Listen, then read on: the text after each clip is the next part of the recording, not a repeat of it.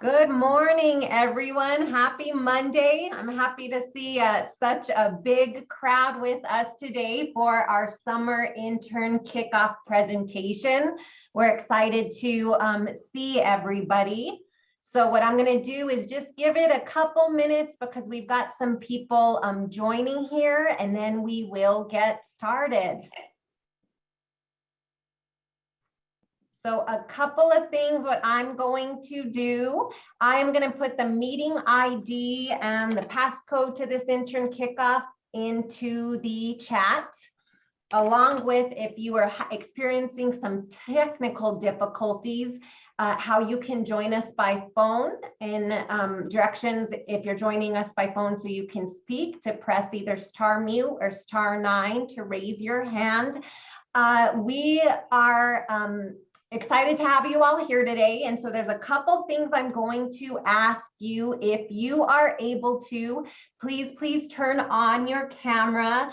I know a lot of us here are used to having to join in a virtual environment, and it's not quite the same as being together, right, for a kickoff presentation where we get to see each other all together and be able to shake hands with one another. And so I'm going to ask you if you are able to turn on your camera to do so. We'd love to see your faces. That also helps us be able to engage with you better. If it looks like you have a question for us, or you're maybe just really excited to share something with us. And again, I'm just going to give it one more minute. We've got some more people joining. And so to get that together, and then we will get started. All right. With that, let me get ready and share my screen.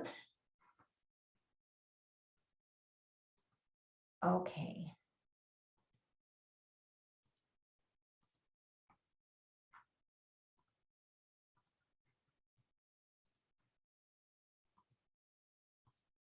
Okay, can everybody see my screen here? Thumbs up if you can. Awesome. So what I am going to do is get started here. I'm going to move my block. So I've got a chat where I can see if anybody is going to say something or has any questions. Okay, so we're going to get that, and then I'll get started. Martha, I'm also making you co-host so you can admit anybody who's in the waiting room, all right? Okay, let me move around my screens. All right, so welcome. Good morning. My name is Nicole Medina Stone, and I am a trainer here at the State Personnel Office. And on behalf of the State Personnel Office, we are so happy to welcome all of you to our 2022 Summer Intern Cohort. This is something I love to do. I've had the opportunity to volunteer and help partner with individuals here at the State Personnel Office and other agencies who help coordinate our summer internship program and our events that we have. So I'm really grateful and thankful that I get to be a part of this. So thank you. A little bit about me. I shared I was a trainer here at the State Personnel Office. Prior to being a trainer, I was also a recruitment coordinator here at the State Personnel Office. So recruitment and this internship program, again, like I shared, is something I'm really excited about. And it's one of the things I really look forward to doing over the course of the summer, to getting to meet new people, getting to meet mentors, and getting to put on this really wonderful calendar of events we have for all of you this summer. With that, I am very excited to introduce to you. Spo was lucky enough to get 2 summer interns who are going to help us coordinate our internship program. And so who is here with me today is Michael Peccara, and he is one of our interns. And Michael, do you just want to share with our group today a little bit about yourself? Sure, that sounds great. Echo everything that Nicole said about being so excited to be here for the summer. I'm another great point of contact if you need any support or help. My name is Michael. I'm currently a sophomore in college, and I'm really excited to be here over the summer, and I'm majoring in economics, and anything that you need help with or that I can assist with you in any way, feel free to reach out. And I love that Michael shared, we were in our waiting room earlier. He was being introduced to some of our members here at the SPO team. He joined us on Friday. That was his first start date. And he said, you know, I'm majoring in economics, but I'm just really interested in the way government works and anything government. And so when I get the opportunity to be able to volunteer with something like this, like it's something I feel like really excited about because I can learn from. So just wanted to point that out there. Also, we are going to have another intern. He is not joining us today, but his name is Harvey McGinnis. He is going to be joining us tomorrow. So you will find that he is a familiar face for both our mentors and interns as you participate in the events we have scheduled.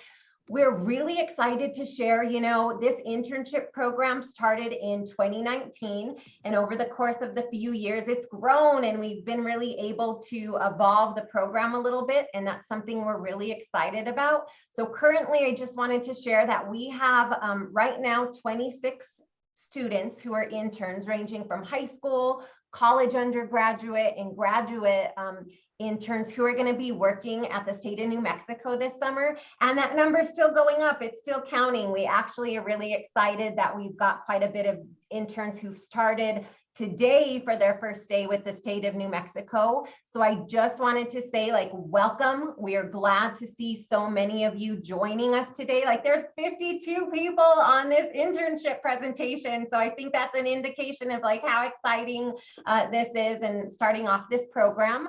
And we also were really excited to be able to put on these events to engage with you throughout the summer. We're excited to have other agencies, a shout out to DWS, who's gonna do a facilitation for us with career readiness for you. So thank you to DWS for joining us to help us with our calendar of events.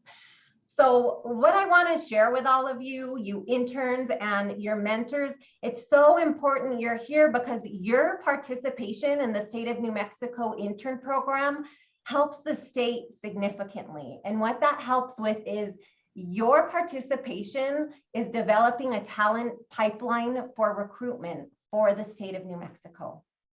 Your participation as an intern and a mentor today promotes state government employment. And for interns, your experience, your feedback to us for this internship program is crucial because we get this wonderful opportunity to gain future professionals' perspective and feedback on state government and some things that we can do to be able to not have recruitment for state government. And most of all, your feedback about the state of New Mexico Summer Internship Program helps us grow and evolve our program for the next year. We really take our interns' feedback seriously along with the mentors, and that allows us to be able to work to make this program even better for next year. So I just want to say thank you again so much for joining us this morning, and we are going to get started. This is what our agenda is going to look like for today. We are really lucky because we have our very busy acting state personnel office director, Ricky Serna, joining us today. I know this is a program he feels really strongly about as well. And so it was really important to him and he was really excited to be a part of this kickoff event.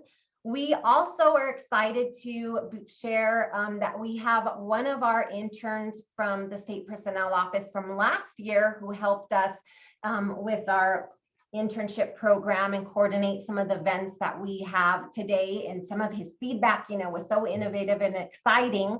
So we'd like to welcome Ahmed Alsheikh. He was our 2021 SPO intern, and he is going to share his intern story today about what his experience was like working for state government.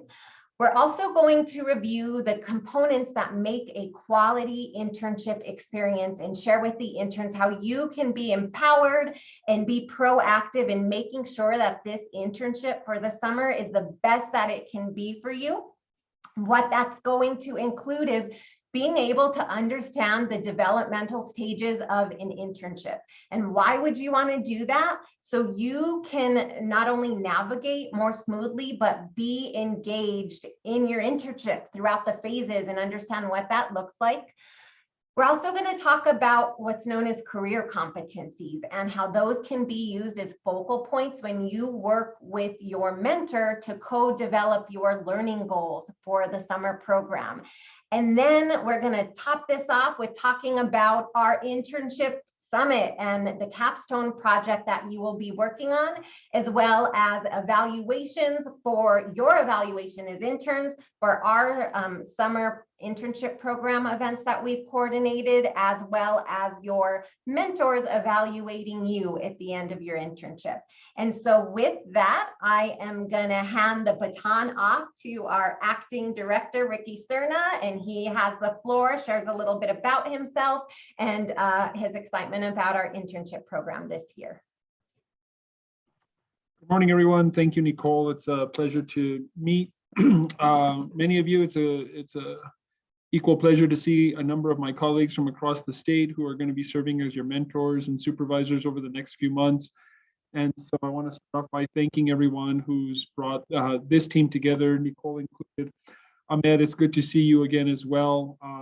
Thank you for coming back to share your story with others. Martha, Jamie, Teresa, and Teresa, who have helped from marketing, getting these positions created, and of course, all of the personnel at the various agencies who are going to really work with you over the summer, provide you with a meaningful experience, ensure that the work that you do with us leaves you with a good impression of state government and perhaps a career pathway that finds yourself working with us either after graduation or in the very near future, even before that. As Nicole shared, I've been working as the acting director of the State Personnel Office for a little over a year. I also serve as the Cabinet Secretary for the Department of Workforce Solutions. And I share that primarily because in a little bit, I'll share about how youth employment and expanding the number of youth in the state that work is really important and near and dear to us, especially recently. I'm born and raised here in New Mexico, just north of Santa Fe in Espanola, New Mexico. And that's where I live now with my family. And another reason why the internship program is important to me is because I was a first generation college goer. And all throughout high school, certainly I worked. I began working when I was 12 years old. I think there was an assumption made about my pathway by so many people of influence that I wasn't going to be college bound, that I was more likely going to graduate high school and go straight to work. And to that end, there wasn't really a lot of energy around creating professional workspace opportunities for me that helped me get into an environment that encouraged graduating high school and going to college and actually working for state government in the service industry. So I'm really pleased that somehow my path ended up moving in this direction and that I'm here talking with you all today. I have 3 kiddos as well. Well, I'm a blended family, so I have 3 kids and I have a stepdaughter as well, and they're all approaching the working age. And my son, who just turned 16 recently, of course, expressed his interest in, getting his driver's license and getting a car and being able to do the things that 16-year-olds like to do. And when he turned 16 back in February of this year, he was pretty disappointed that there wasn't some car with a bow waiting outside on the driveway. And when he expressed that sadness, I told him that he'd been watching too many Subaru commercials at Christmas time, and that simply wasn't going to happen.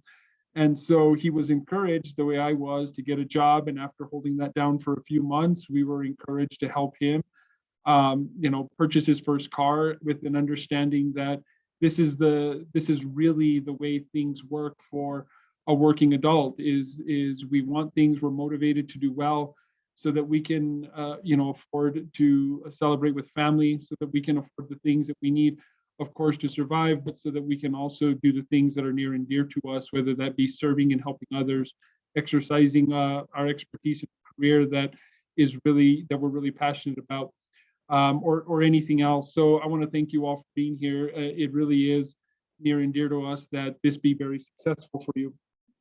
So let me just talk about 3 things, which is our intent. First of all, is we need your help. I mean, state government is like any other employer that on an ongoing basis has vacancies and on an ongoing basis needs help. We're in the service industry. Our job primarily is to provide services to you all if you're in the state of New Mexico.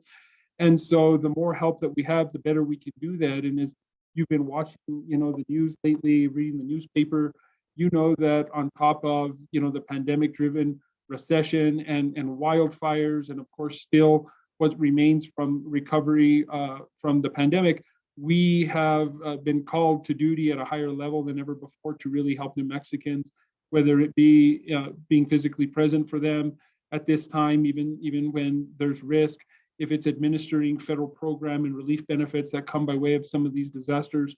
We really need your help. So at the root of why we do this, of course, is that you offer an expertise, you offer insights, whether they be from your perspective as a student, from your perspective given your age group, from your perspective given from where you come.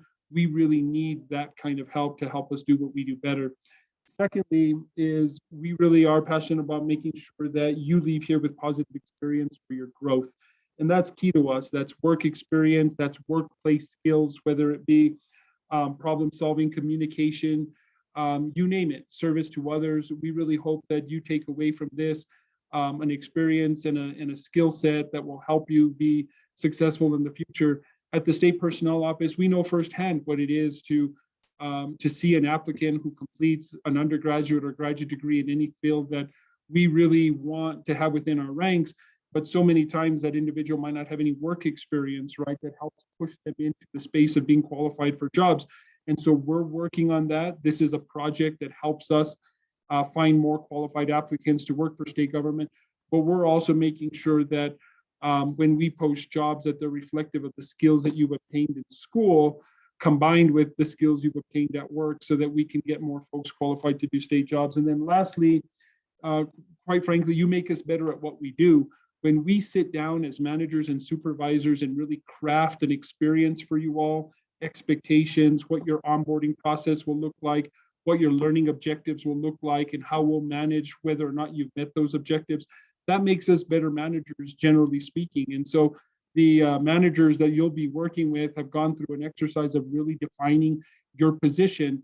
And in doing that, it helps us be more aware of how we need to do the same thing for other non-student intern staff that we have within our ranks as well. And so preparing for you all to join us makes us better as an organization. So again, big picture, especially at the Department of Workforce Solutions, increasing youth employment and youth employment opportunities at the state or in the state of New Mexico is a major priority for us for a couple of reasons. One is because on the heels of the pandemic and the recession that came as a result of the pandemic, a lot of workers, especially in entry-level jobs, have now taken a step to the right, and they're now working in other sectors that aren't considered as entry-level as those that they were working in previously. And so in our opinion, we believe that this presents an opportunity for a number of youth to come into the workforce in service industry jobs, tourism, leisure, hospitality, retail opportunities that help you get through school, that help you get the skills that you need to be successful long-term, but equally important, that help New Mexico recover from the economic downturn that we faced over the last couple of years. And that's important to us because New Mexico thrives on the idea that folks come from other states to visit, the wonderful activities, the beautiful landscape, and the destinations that we offer that other states don't. So we want your experience to be really positive, real intentional about what we're trying to do here. Your ongoing feedback is important to us, and therefore participating in a lot of the cohort activities throughout the course of the summer will be paramount to you. But if at any point you feel as though the experience isn't what you thought it was going to be, please use our interns, Michael, Nicole, as our point person or others that you can actually reach out to, share how you're feeling, provide insights about what we may be able to do to take corrective course very quickly. And we'll try and be sure that you leave here with a positive experience, because your ability to say, hey, listen, this isn't what I thought it was, is really part of what will make you a better employee, worker, and even manager somewhere down the line. And so let us help you with that if you feel like this experience isn't what you thought you were signing up for. So with that, I'm going to turn things over to Nicole. I want to wish you all a blessed summer. I hope you do well. I know you'll do well. And if you feel like, maybe we just have you in the wrong spot, just reach out to us so that we can try and make the right connection for you all. And more importantly than that is you can help us shape how we do this better in the long run. So enjoy yourselves, be safe. Again, help us get better at what we do through your insights and from your perspective, and we'll do our best to create a positive experience for you. So Nicole, I trust you and your team to take it away and get this group what they need. And then one more last heartfelt thank you to all the state agencies, representatives who are here now that have found a wonderful place for these interns to grow within their shops. Thank you, Director Serna. We're really happy that you were able to introduce yourself and introductions and talk a little bit about not only the internship program, but the importance of recruitment for the state of New Mexico and getting new ideas and new faces and having our students engaged, whether they're students who are from a younger demographic or students who joined the workforce and decided to go back to school and are coming back to work for state government. So thank you so much, Director Serna.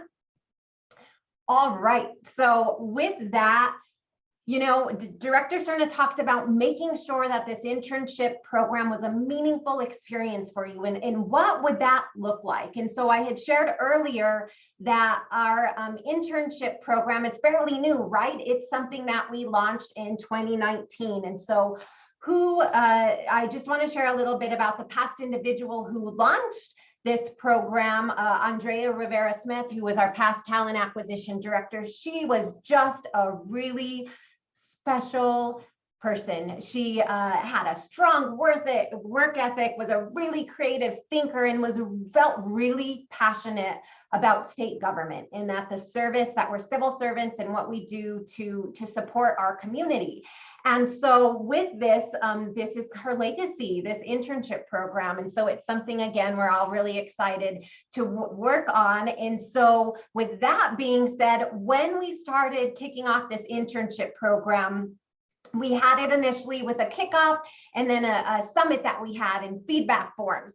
And over the course of time, we really kind of sat down, like Director Serna had shared, and what can we do to make this really impactful for our interns and also our mentors, and how can that also help us in other elements of state government? And so we were really lucky enough to have a wonderful intern join us last year by the name of Ahmed, and we talked with him about what this program could look like and how it could evolve to grow.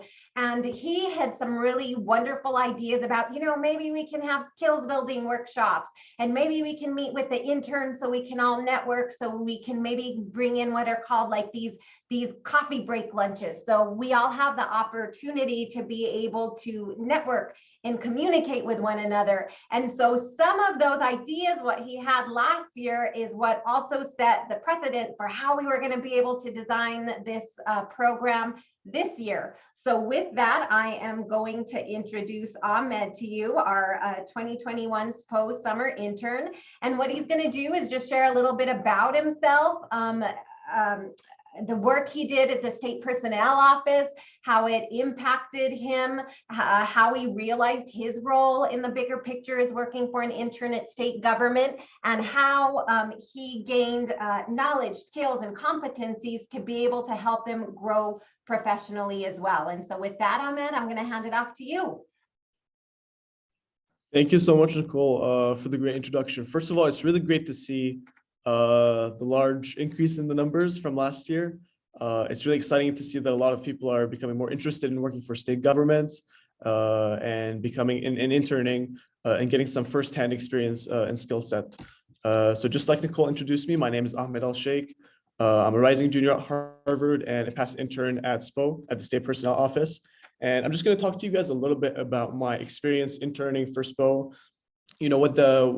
What the learning experience was like, how I continue to maintain a lot of the friendships that I've made throughout the internship, my time interning, and some of the skill sets that I was able to build during my time here. So as Nicole talked to you, the objective of the project that I worked on was to organize a series of engaging events to build community among interns with the state, and to also connect them with mentors and experts in their areas of interests.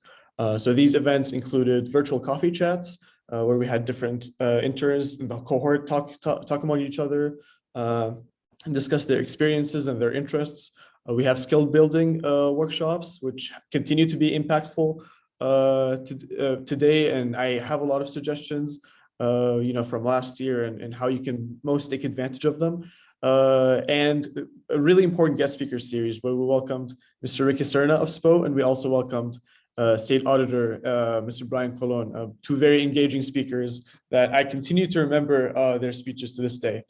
So for a lot of you guys, this might be the first time that you're working in a professional environment. I know a lot of you are high schoolers or undergraduate students who are doing an internship for the first time.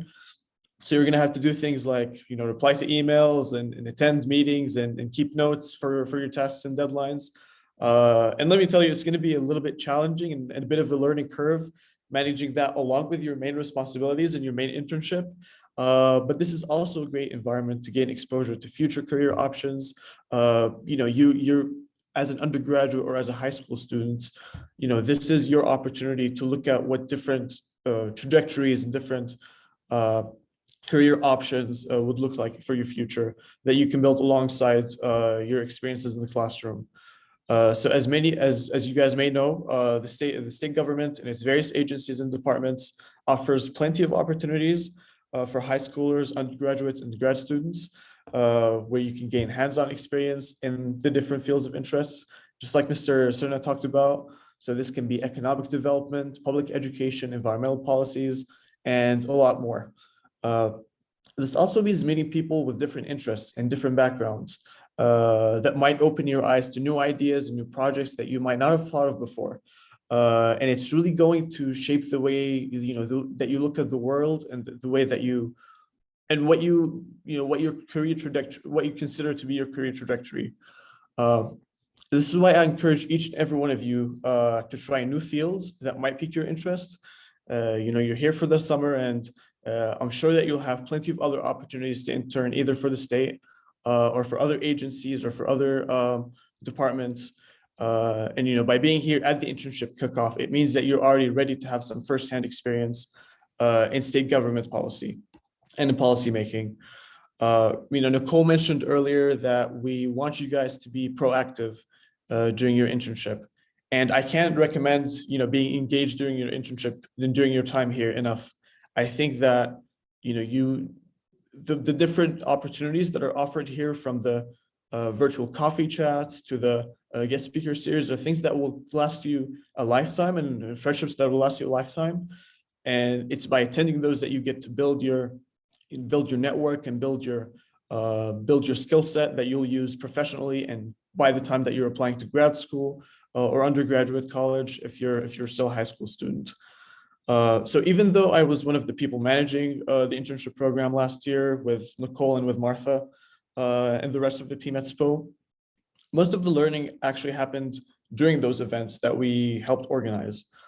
So by listening to the experiences of policymakers in New Mexico, people who have worked firsthand, in the different departments, people who are elected officials, you're able to form friendships and connections that you'll continue to rely on, and that I continue to rely on to this day. And this is why I encourage you to be very proactive and to take your time here very seriously, because I think it's going to help you in the future. So the workshops that were probably one of my favorite parts about the internship covered different topics from managing your time and building habits, and habit stacking was one of my favorite themes that we got to cover, and that I actually read the book for that the speaker recommended. It's a really great book that I highly recommend you guys also read when it's also when the workshop is held. One of the most and to this day that I continue to rely on those connections and on those habits that I was able to build. So I initially thought that interning with SPO, and the idea of an internship generally is sitting in a desk and where you have to meet certain deadlines and certain tasks, and it's sort of a 9-to-5 job. But I really encourage you to take it as a more enjoyable and a more dynamic job. we're still at a very young age, in our early 20s, probably even in our teenage years. And I think this is an excellent opportunity to be exposed to different career trajectories and to different opportunities. So with that being said, I'll hand it back to Nicole. And I think I can speak for everyone at SPO when I say that we want you to succeed and to make the most out of your time here. And that if you are at all wanting to reach out to any of us and to the current interns, I'm sure that they'll be more than happy to help you and to assist you professionally. So thank you. It's really great to be back. And I look forward to seeing you all. Thank you, Ahmed. Yeah, so just what you shared, and a shout out, Ahmed is from Deming, New Mexico. So again, we are so happy to be able to work here at the State Personnel Office, having Ahmed from Deming. And last year, right, we were still virtual. I mean, we still are now, but he was able to take working in a virtual internship with the State Personnel Office in Stride. And so the book Atomic Habits, that's what we talked about. So being able to have this idea where you're able to start little. And so what can you build up so where you're making sure you're able to make this bigger goal? And sometimes that can be with starting something very little. And the author of that book says, even if it's something like with time for self-reflection, right? Because we're all so busy with work, or you're so busy in school, and now you have this internship. And so the idea of starting with something little and then building that up more and more every day, so it becomes a habit and it's a part of your schedule. That way you're able to create that habit, that behavior, to be able to reach those bigger goals. So that was a really fun training skills we had. So thank you, Ahmed, and I appreciate you taking the time to be able to take out of your schedule to just kind of share with our interns about your experience with us last year, and what we kind of helped create to be able to set the stage for this year's internship program. So thank you so much for joining us. All right, so with that, I am going to share my screen again. Somebody had kindly pointed out that I had shared my screen and we couldn't see a big picture of Ricky, so thank you. And with that, we'll move to my next slide. Okay, can everybody see my slide? Wonderful. So we're talking about being the word proactive, right, has been used both by Ahmed and engaged with Ricky, and Michael had mentioned that your interest. So you being here today, you applying for this internship, that's a huge detail. Like, you're taking action in being proactive in where you want to professionally grow and develop. And so what is an impact? What kind of impact does an internship have for an intern? Well,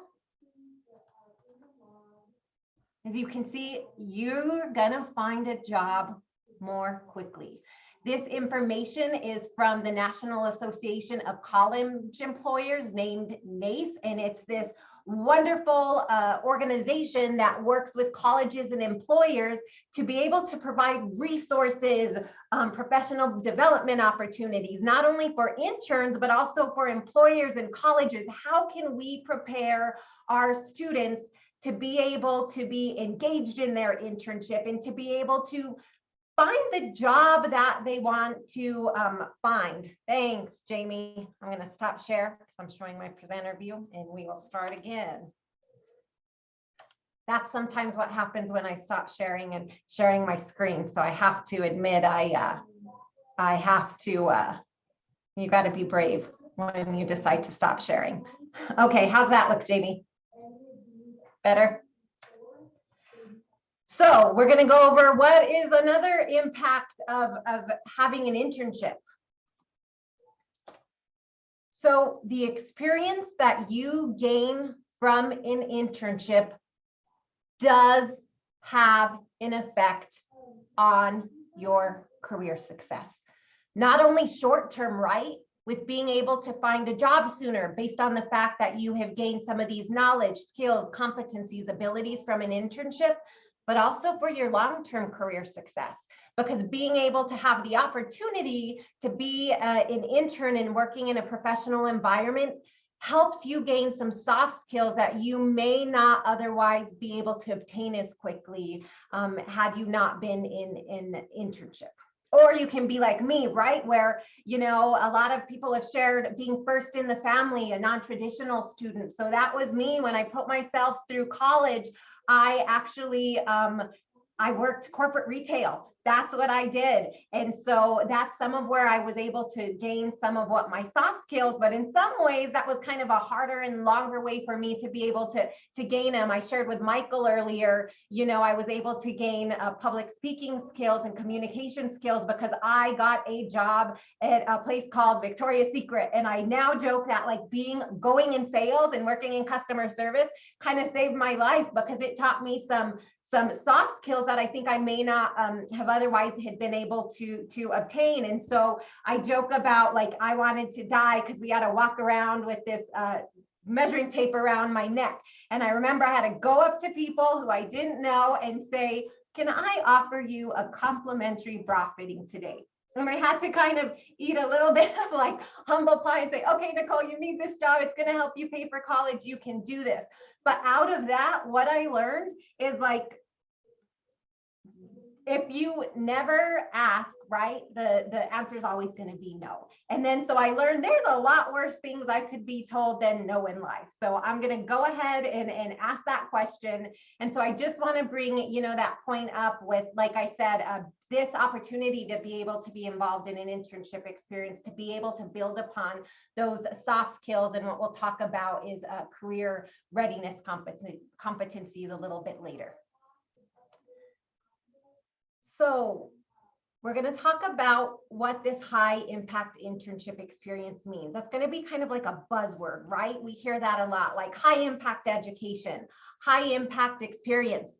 But what does that actually mean? And how do we work to be able to have this impactful and meaningful internship experience for you? And so those of you who are interns who are here, you might have applied for the internship position you're in now because it is relevant to a career you were interested in, right? It's something you thought, you know, this might be a career I am interested in pursuing. That internship position you've selected might be in line with the degree you're pursuing. You want to have that real world hands-on experience working in a professional setting that applies to that degree that you're pursuing.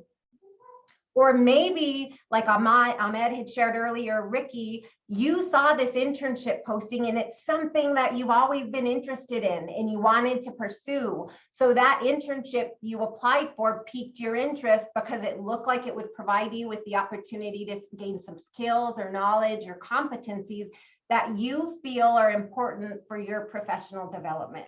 And so with that being said, before we go into like the specific, like what does high impact mean? What does an internship mean? I'm gonna just ask some of the interns and you can feel free to pop it into the chat, or you can just say out loud, what are your expectations for your internship this summer? And what are you hoping to get out of your internship this summer? Feel free to pop in the chat or unmute yourself. What is your end result? What are you hoping for from this internship for it to be meaningful to you?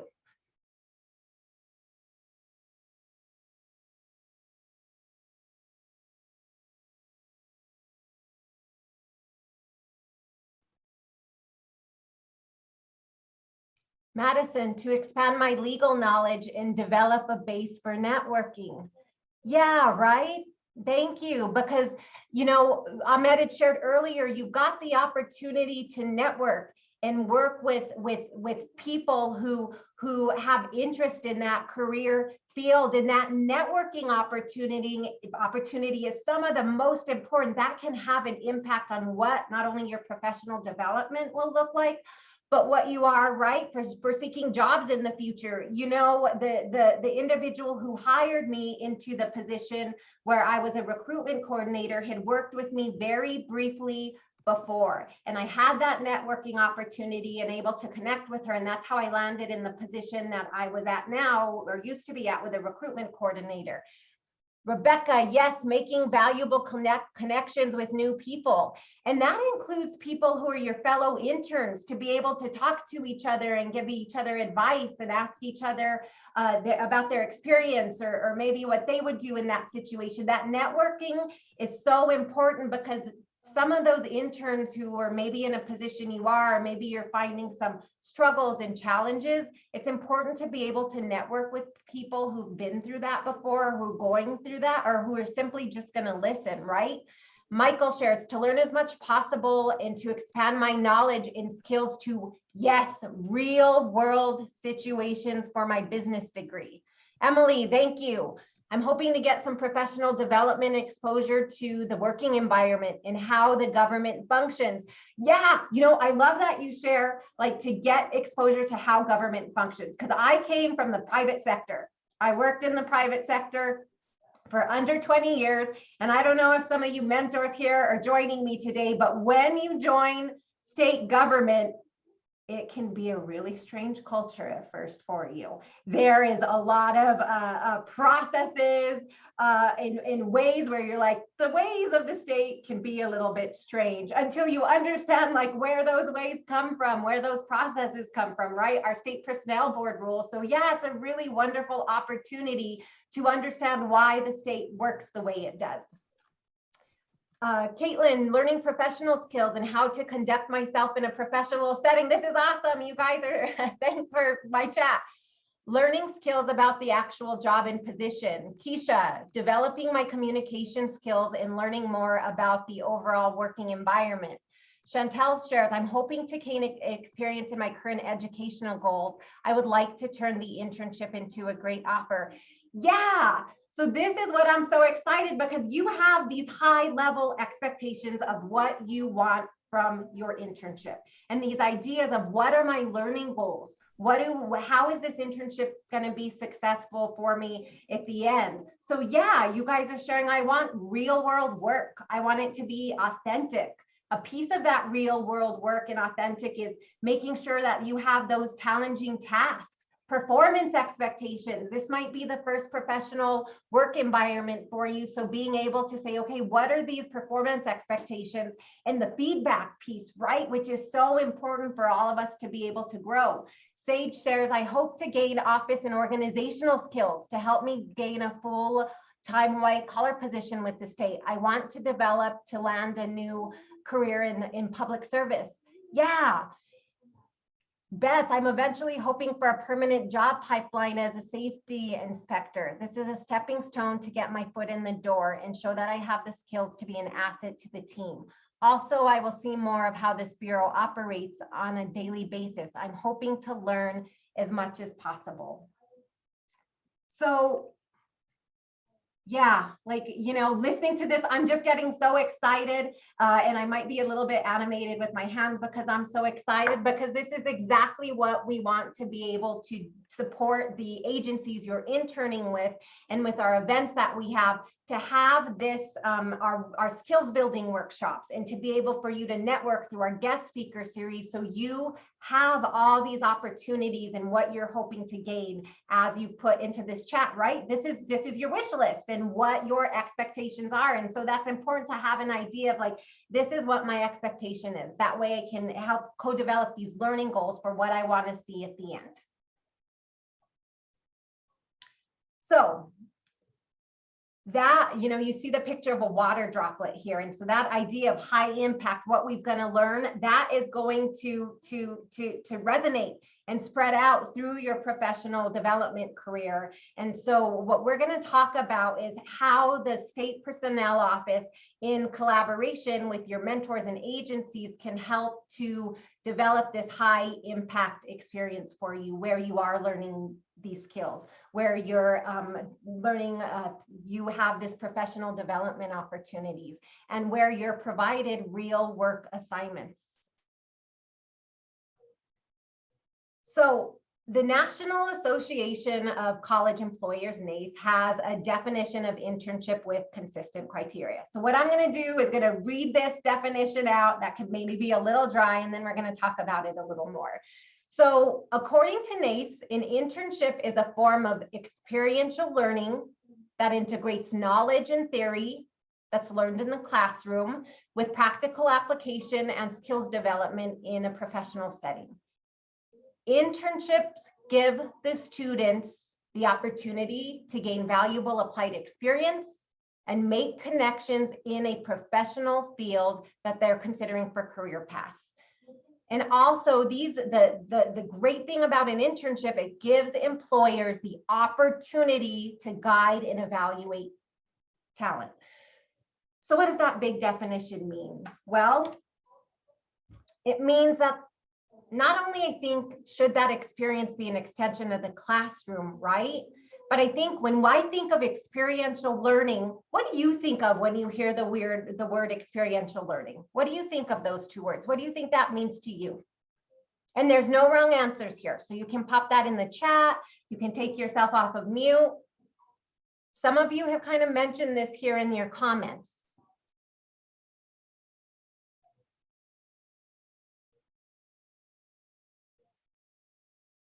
What are some thoughts when you think experiential learning that come to your mind?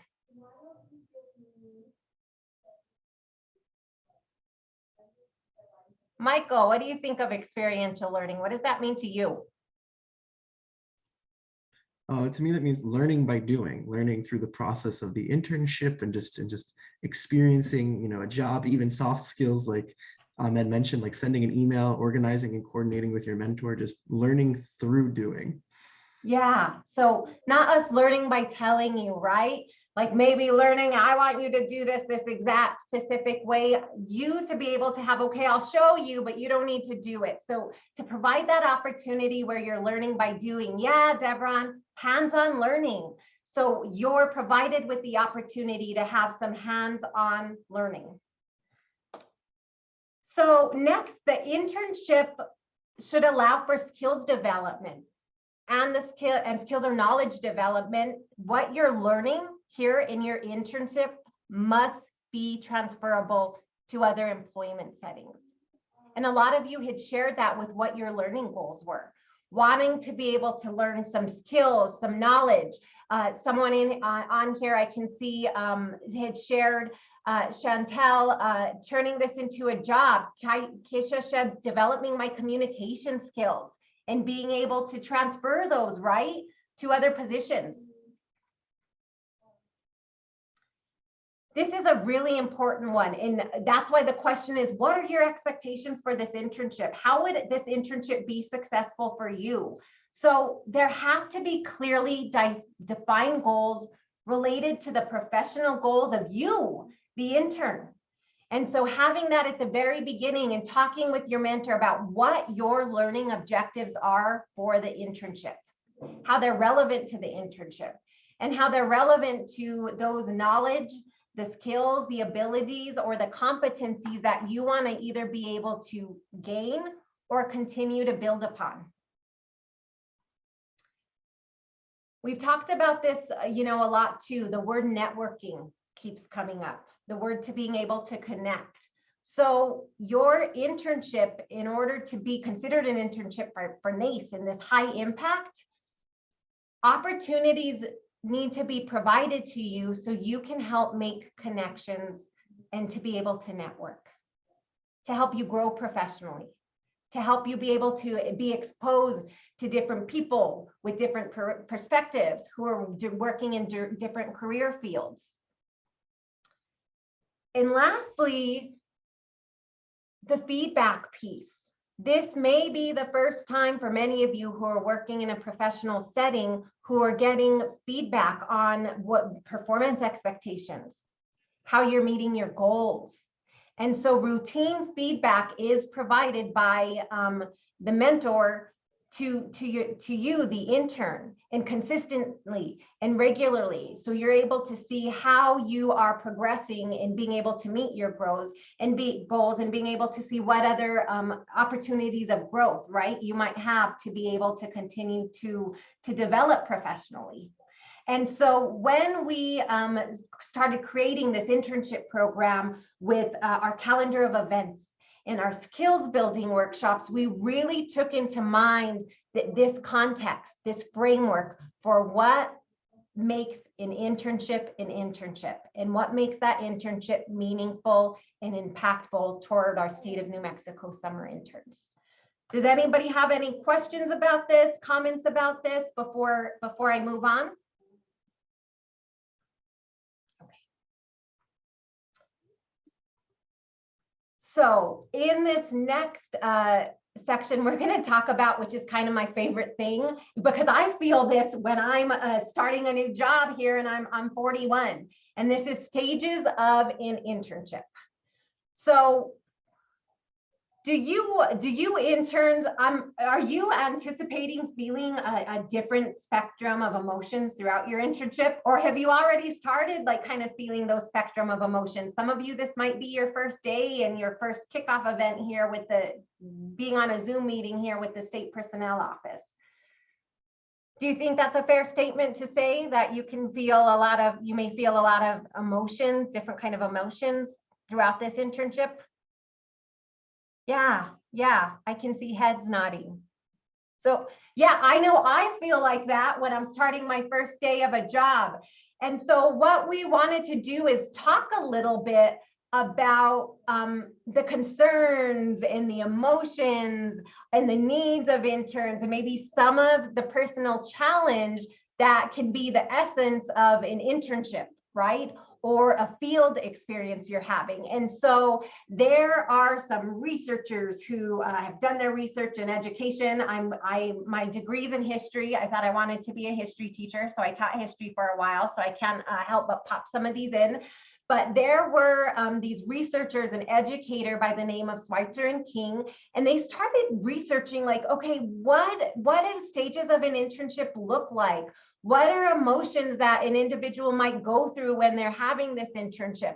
That way we know when we're creating these internships, right? When we're having these internships for these students, we can help them understand, right, what the common issues and concerns are at certain stages during their internship. Thanks, Sage. This is the start of my second week for me. So I've already started the set of reactions to my job duties. Yes. And so we're going to talk about what some of those reactions can be. And why we're taking the time to do this is because, you know, one of my fellow trainers uses this all the time. Our experiences shape who we are, right? Our communication styles, maybe our personality. And so to be able to see that, it's really important that in general, that way we all take the time to self-reflect, right?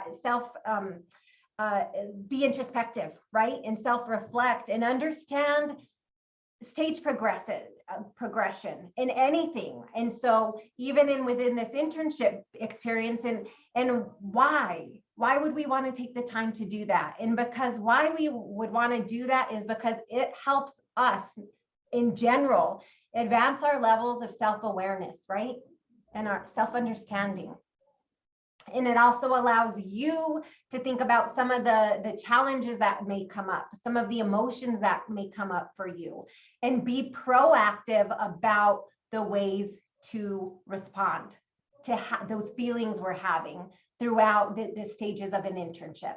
And so what those stages look like, and Sage can probably attest to that, what he shared, right, is an anticipation is one of those stages. We're looking at a stage of exploration as you guys will be navigating through this internship. Competence and contribution, and culmination. And so as we go through this training, we're going to talk about what each of these stages look like and how you, working with your mentor, can think about some of these things that you're going to know that are going to happen and be able to address some of those feelings or expectations or maybe challenges that will come through these stages of what this internship looks like. And so what we are going to get started with is Michael is going to talk about the anticipation stage as you all start your internship here with your agency in the state of New Mexico. Thank you so much. I really wanted to share this slide because as Nicole told you, last Friday was my first day on the job. So I've definitely been, I'm not like Sage, I haven't been here 2 weeks. So I'm still probably in this stage of the internship. And I really want to elaborate how great of a framework I think that the 4 stages of the internship are, because I think everybody kind of feels these emotions going through an internship, but putting a label on it, I think actually allows for some valuable introspection and hopefully allows us to progress past the anticipation stage and to the really valuable stages of an internship quicker. So get your typing fingers ready because this is another discussion slide. So the question that I think many of us have right now is, how many of you have felt anticipation when you've started something new, like a school year, a new job, an internship, meeting new friends, etc.? And is anyone willing to share what type of feelings or concerns you may have even in the internship you're beginning right now?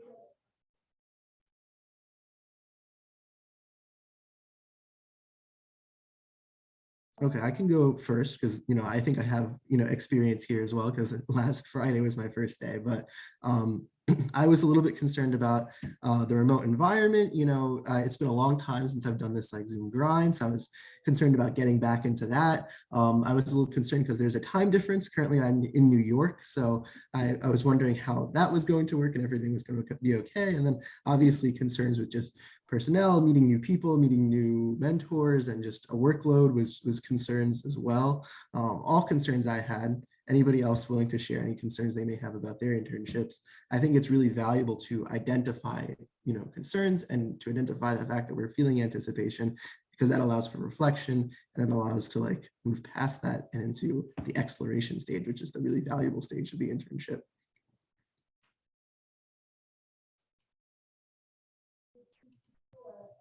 And some of that, right, might be nervous to talk. Like we have 51 people on this group. So to take yourself off mute and share, yeah, the fear of the unknown. Yeah, like this is like the what if stage, right? And even I feel it like starting a new job as an adult, anybody who doesn't have that what if stage when they're starting anything new, a job, this internship. What if I'm not prepared? Yeah, Manuel. What if I make a mistake? Here's one. What if this internship experience isn't what I think it's going to be, right? Like here we are talking about hands-on experience, wanting to get real life experience, and like, oh, what if they're gonna make me get coffee? What if I have to sit at a copier and make a bunch of copies? What if they're gonna make me give me this big box of paperwork that needed to be filed, and they're gonna say, here, let's file this paperwork, right? So what if those activities that maybe might plan for me might not be engaging? So I've got some really good news for you for that. We had some real, Devron, yeah, your hand's raised. Yeah, I'm sorry that my camera's off at the moment. I just had to take care of something with my kiddos. But yeah, I just wanted to comment on that last one.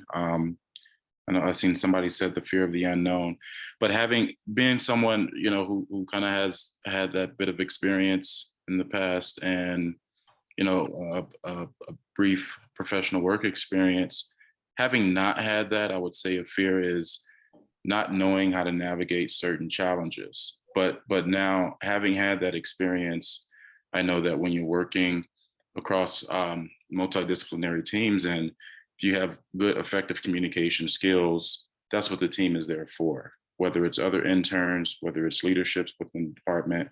So for those of you that are undergraduates or high school students, rely on your team, communicate, advocate for yourself, speak up if there's something that you feel like you need or need support with. Thank you, Devron. Yeah. I think with the trainings that we develop for mentors, the state personnel office wanted to be really thoughtful and be able to help prepare everybody for success. And a lot of the mentors who are mentoring have had a lot of experience with this. And so your mentor will have onboarded you already. Many of you have already started with your onboarding process. And, some of that unsurety might be like, okay, what is this orientation process going to look like? Where am I going to work? Who am I going to work with?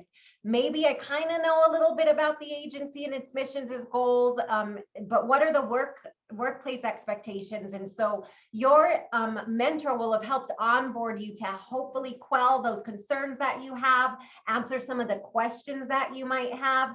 And I think, you know, a whole theme of what this meaningful internship experience, which I appreciate what Devron said, is being able to reach out, right? And be proactive and be active and engaged. You know, we had a lot of guest speakers last year who talked about, and this is something you'll probably hear me repeat a lot because I just love this so much, that idea of like, if you need support, if you need help, turn your light on and let someone know, because you will find that there are a lot of individuals, your mentor, your colleagues, your network, who will help come together to support you to be able to make sure you're as successful as you can be. Sage put in here, there is a lot of anticipation when you're preparing to perform. You need the energy you build up during the anticipation state to conduct your public performance well, whatever that performance is.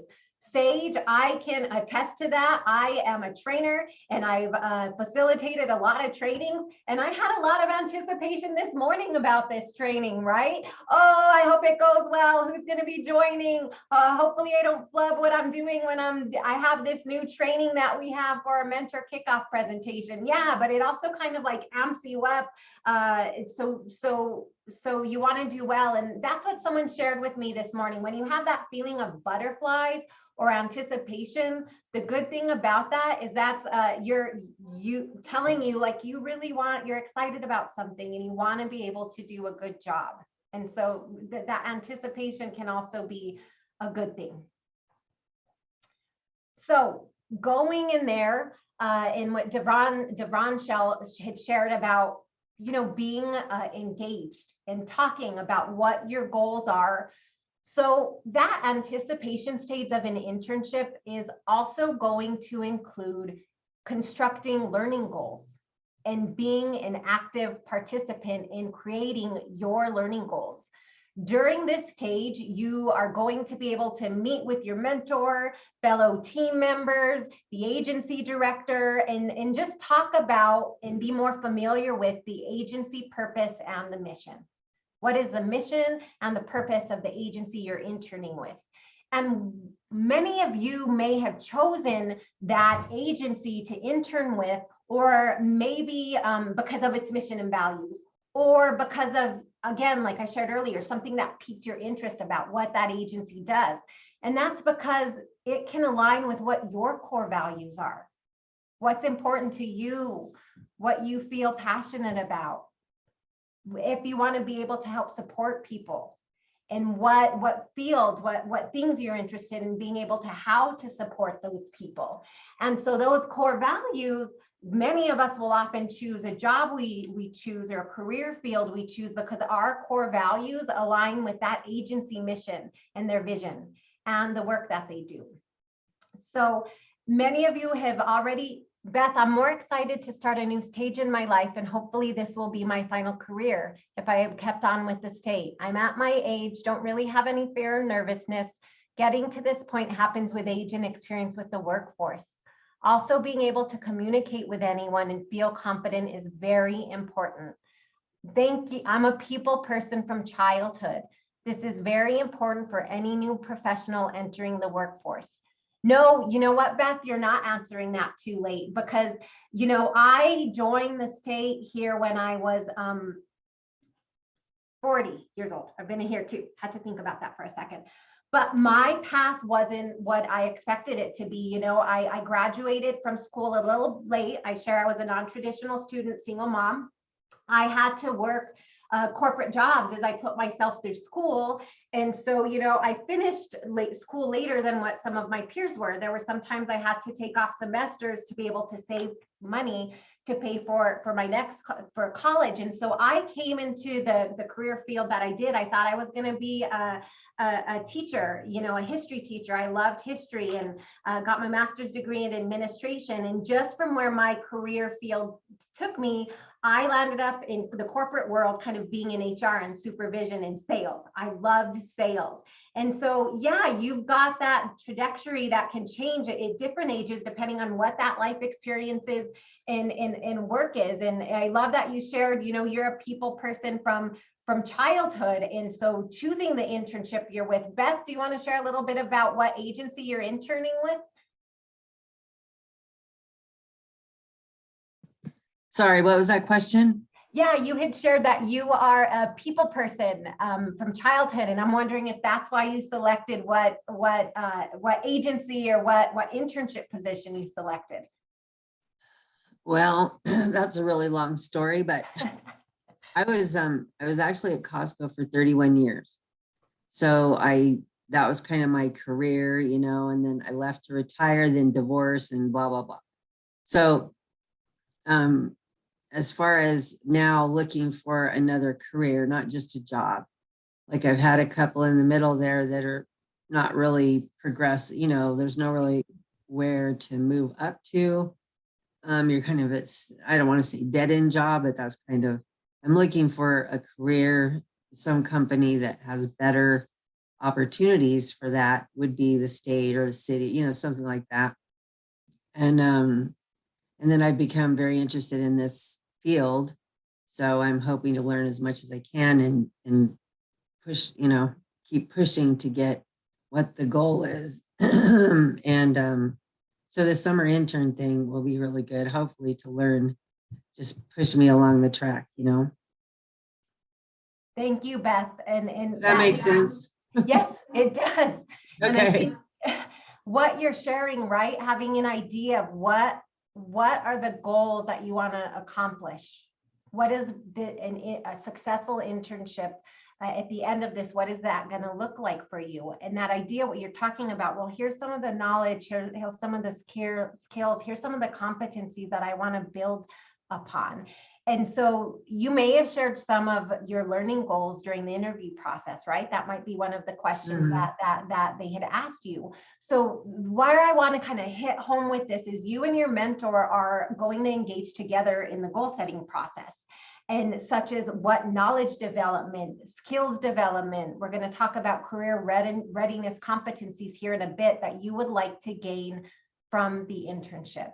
And why this is so important when you're meeting with your mentor and discussing with your mentor to co-develop these learning goals is because that goal setting discussion creates the framework throughout your internship for you to receive consistent, effective, and constructive feedback. And at my age, it's like no more time to wait. You know what I mean? Yeah. Like got to push forward and obtain those goals. And because I'm not getting any younger. I might not look as old as I am, but I'm going on the downhill swing, you know? Or the uphill swing, I think, right? Because Yeah. you're getting there, setting up your goals. So you're heading up. So, you know, Beth had shared a little bit about this, and what does career readiness mean to you? This is a term like you might not be familiar with or have heard. So I just want to ask, you know, our interns are on here, and you know, what does it mean for you to be career ready? Personally. And I don't have to have like a perfect definition. You can be throwing some words here in the chat or taking yourself off mute. But when you hear the word career ready, what does that mean to you?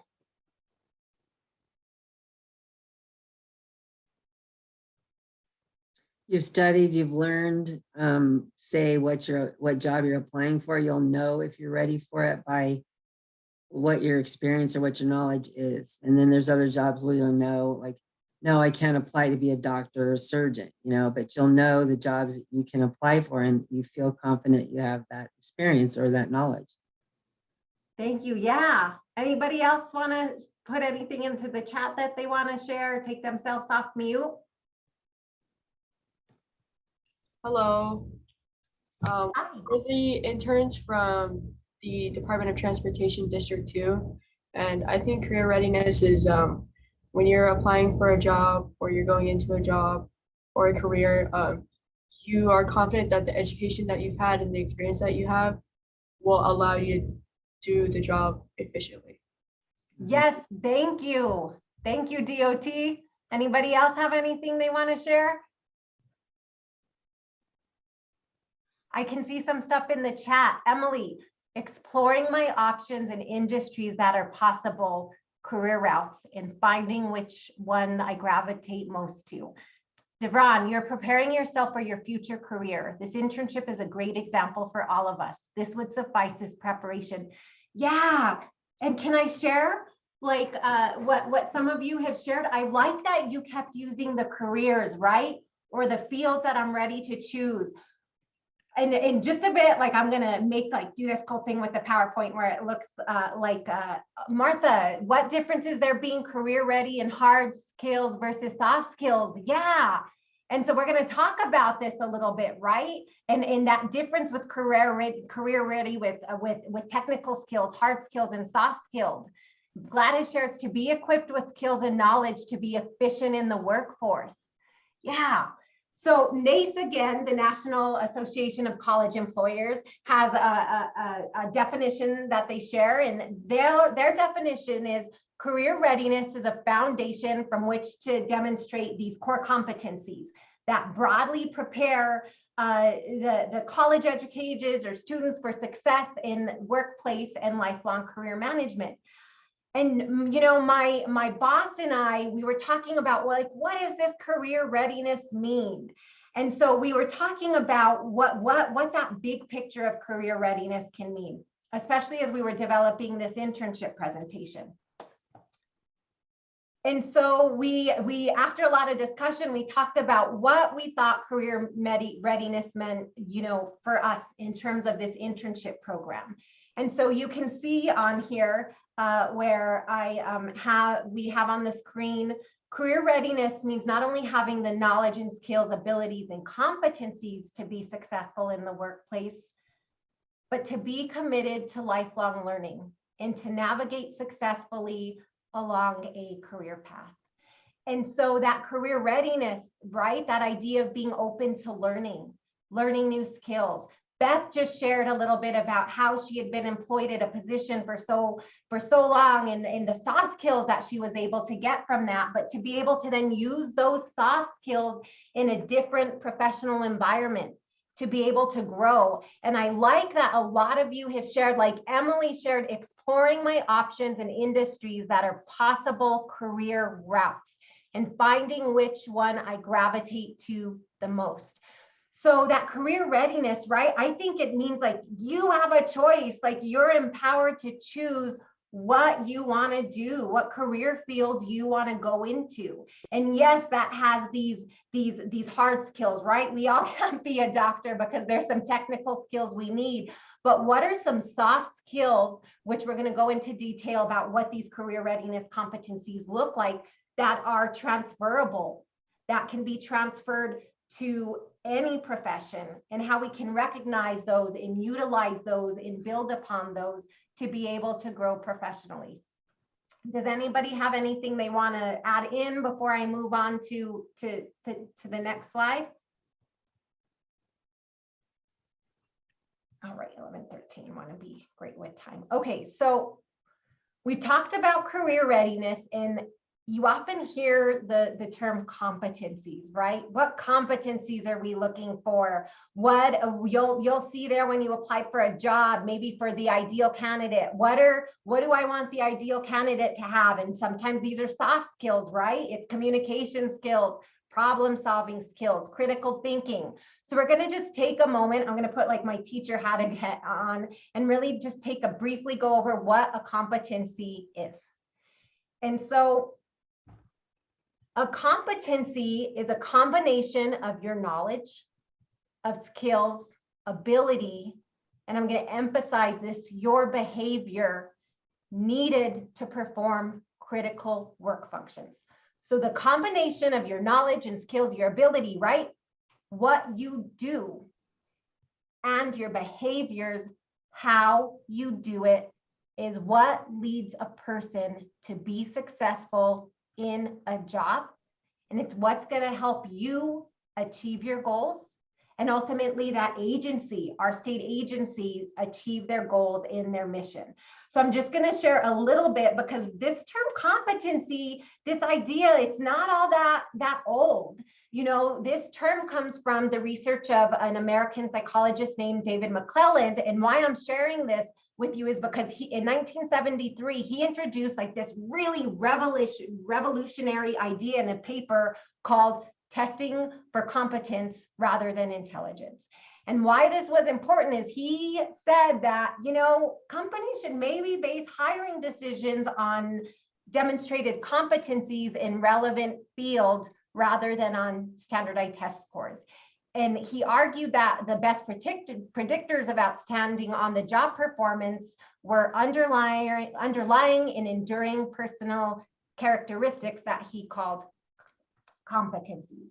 And so why this is important is when you're interviewing, when you may have had your interview, your mentor was asking you questions, the hiring manager, they asked you behavioral questions. And a lot of times these behavioral questions, and we'll talk about this in a training afterward, ask you about your past experiences and your experience with these past experiences in real life professional work situations and how you behaved and what soft skills, right? What competencies you used and that you can demonstrate to show that you successfully have that knowledge or the experience to be able to be successful in the position that you're going to be in now, and what those are as transferable.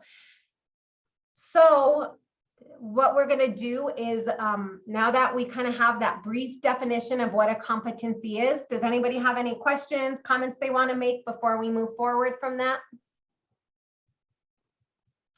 So now we're going to talk about what are called career readiness competencies.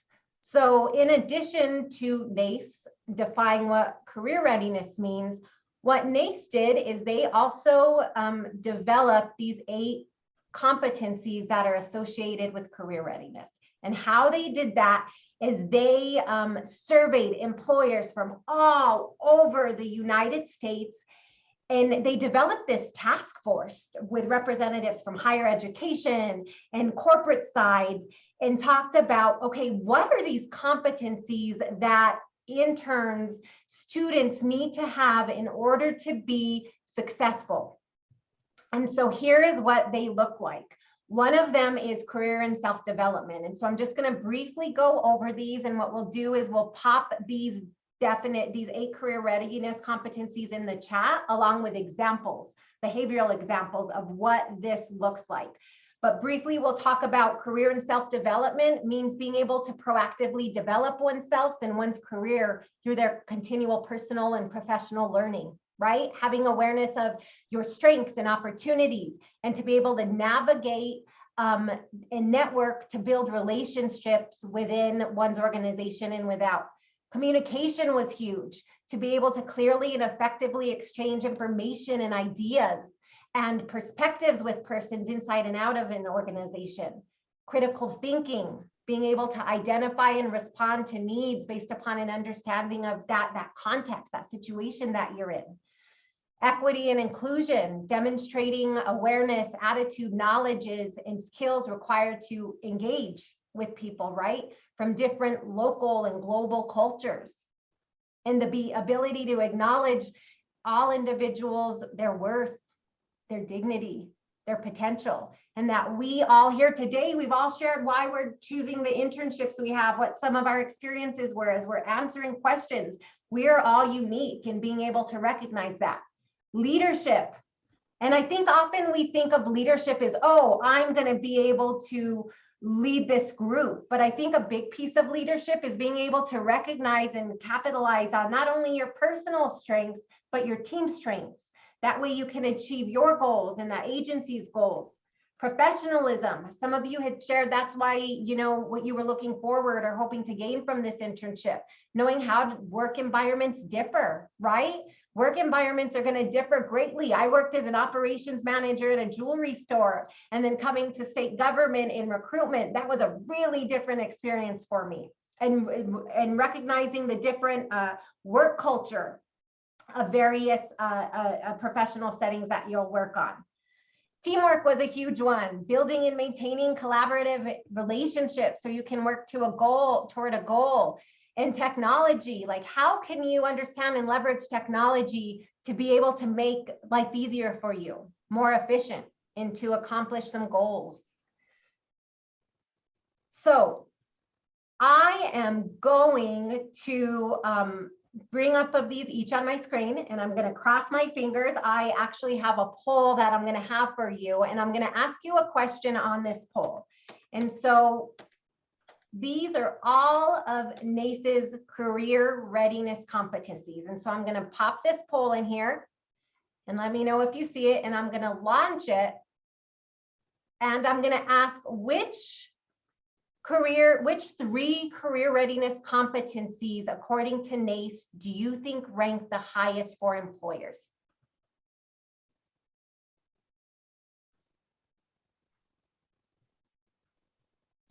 And I've got about 46 people on this. I don't think I've got anybody on the phone. So if I can get 100% on this, you will make my day. I'll give it some time. Got almost half of you answering.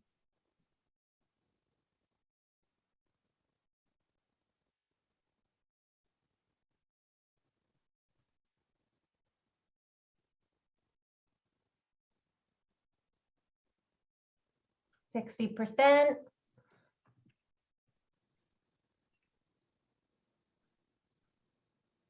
All right, almost there, 65%. I need the, what is that? The na na na na na na na. I need to figure out how to get game show music on here to make it a little funner. Okay, 76%. I'm hoping to get to 90.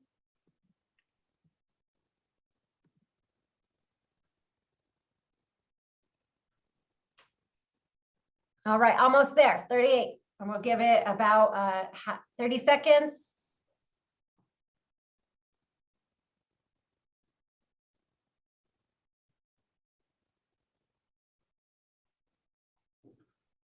$84. Okay, so I'm going to end this poll. And I'm going to share results. So this is what it looks like you have selected about which three career readiness competencies rank the highest for employers when NACE had a survey for what career readiness competencies were important to them, were the ranked the highest. And so let's see if my button clicks here. So 54% of you chose critical thinking. And so that was one of their top ones. Communications, I can see you, 79% of you have shared that was on there. And that is correct. Communication was one of those top competencies that rated for those employers. And next, 49% of you at teamwork. Yeah, you guys are on this. So teamwork, that was a really important one for them as well. So now I'm going to do another poll and stop sharing, because this is what employers said were most important for them, that these career readiness competencies, these were the three that ranked the highest. So I am going to stop sharing and I'm going to run another poll. And now I'm going to ask you in regards to this internship, which career readiness competencies are most important to you for right now?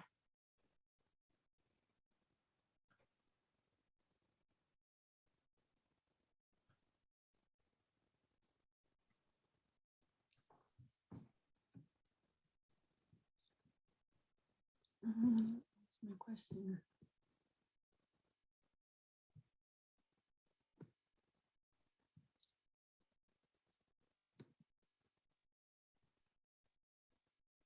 $26 out of 46.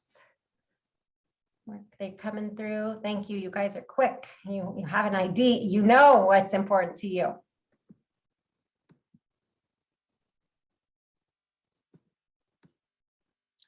$33 of 46. Let's see if we can get, last time we were around 80%. Let's see if we can get up there as well.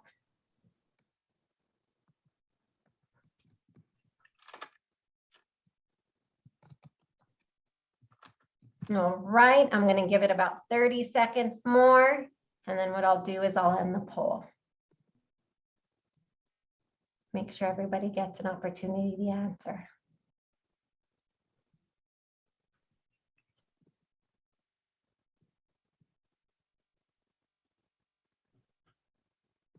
And I've got my timer. That's why I'm so quiet. We're right at 30 seconds.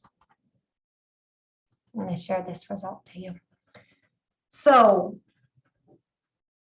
62% of you shared that communication was a really important career readiness competency for you. 49% of you shared career and self-development, and 46% of you shared critical thinking. We've got a tie on professionalism and teamwork, and then leadership and equity inclusion scored a little lower. So just really quickly, I want to be conscious of our time and make sure we don't go over. Is anybody willing to share why they chose that particular career readiness competency that was important to them for this internship?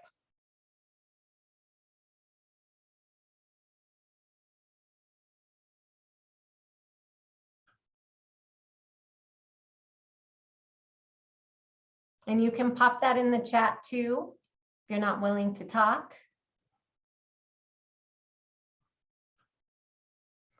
Well, what I'm excited about is what you've chosen, you know, working in conjunction with the State Personnel Office and also in conversations with, you know, the Department of Workforce Solutions, is some of the training we have that is going to be able to address those career readiness competencies that are most important to you. And so what we're going to do is, now that you've had time to think about the career readiness competencies that you want to develop, that's a conversation. You'll want to review those career readiness competencies and those examples of those behaviors and what are important to you, and have that discussion with your mentor. So upon discussing your goals with your mentor and talking about also knowledge or skills you would like to develop, you are going to want to create at least 3 learning goals. And what we're going to do is talk about SMART goals and what SMART goals means. Many of you have probably heard this framework for being able to develop goals. So the best goals are going to be specific, they're going to be measurable, they're going to be relevant, and they're going to be timely. So the learning goals that you develop are mutually beneficial for you and the agency to meet the needs of both the internship and the needs of that agency. So how do you determine if the goals that you are co-developing with your mentor are SMART? Well, we recommend using the SMART goal format when discussing, identifying, creating, and setting those goals. And so you want to make sure that that goal is specific, that it includes one task. What do you want to learn or be able to do? Is this goal measurable? How will you approve the goal was accomplished, and to what extent? Is it attainable? You need to have the time, the resources, the knowledge, the skills to be able to achieve that goal. Is the goal relevant? Is the goal that your learning goal, is it directly related to that internship and to the growth you want to have within that internship? Timely, there needs to be a time element associated with the goal, a deadline, a time frames. Example, in this case, it would be by the end of the internship. By the end of the internship, what were you able to learn? What knowledge, what skills, what did you build upon? And so what we have in here is a Setting SMART Learning Goals handout that was also given to your mentors for you to click on here in this chat and review, and to get you thinking, if you haven't already, about what are your goals for the end of this internship. What are your goals? What's important to you? Any questions before I move on here? So we're out of the anticipation stage, right? And hopefully some of this helps with that anticipation you might have with saying, okay, here's what I want, I see for myself in the end, and here's the goals we're going to set up for this internship experience. Next, exploration. So I don't have a lot of time here, but this is kind of part of the meat and potatoes of your internship. You know, I had a statistics teacher at the College of Santa Fe, a liberal arts college that used to be here in Santa Fe. and he loved etymology. And so etymology is the study of the origin of words. And so every time he taught a math lesson, he would let us know the root word of what this math word was in this math problem and that.